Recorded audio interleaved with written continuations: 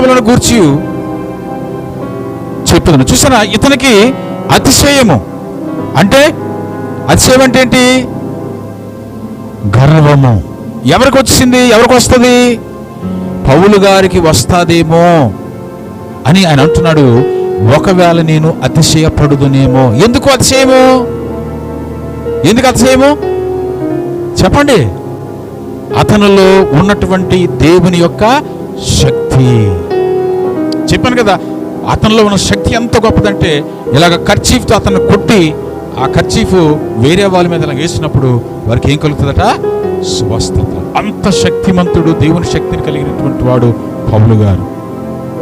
అయితే ఒకవేళ దానిని బట్టి అతను అతిశయిస్తాడేమో అని చెప్పి అతనిలో దేవుడు ఒక ముళ్ళు ఉంచెను, అనారోగ్యము కలుగు చేసెను.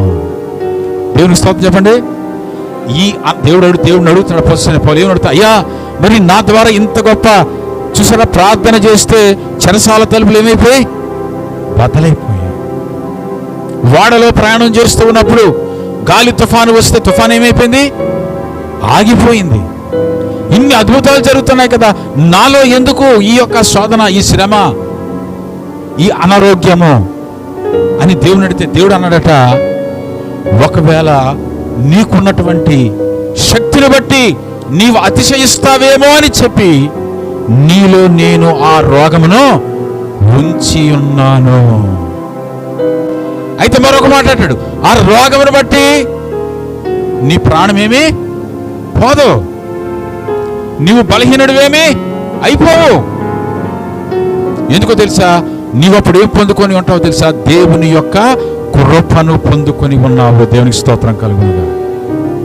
నాకు కలిగిన ప్రత్యక్షతలు బహు విశేషముగా ఉన్నందున నేను అత్యధికముగా హెచ్చిపోకుండా నిమిత్తము. దేవునికి స్తోత్రం కలుగునుగాక. చూసారా, ప్రతి ఒక్కరిలో కూడా దేవుడు ఒక బలహీనత ఉంచుతాడు. ఎందుకు తెలుసా? నీవు హెచ్చిపోకుండా, నీవు గర్వించకుండా, నీవు దేవుని కన్నా ఎక్కువ ఆలోచన చేయకుండా దేవుడు నిన్నేం చేస్తూ ఉంటాడో తెలుసా?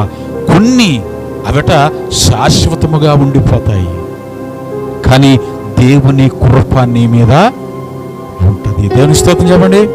హల్లెలూయా.